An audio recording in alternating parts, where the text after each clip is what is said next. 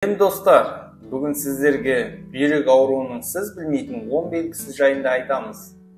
Видеоны соңына дейін қарап, лайк басып, комментарий қалдырыңыз. Бүйрек ағзадағы негізгі фильтр.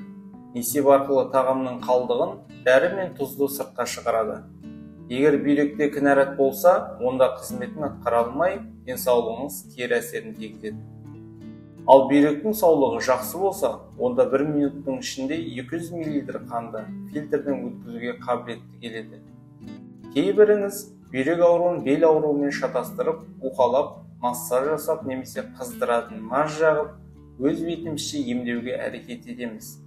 Алайда ауыратын нүктені нақты анықтап алып, ем жасамасаңыз, соңы айықпас дертке ұласуы ықтимал. Сонымен бүйрек ауруының белгілері қандай? Бүйрек ақуыздың алмасуын реттейді, гормондарды синтездейді, қан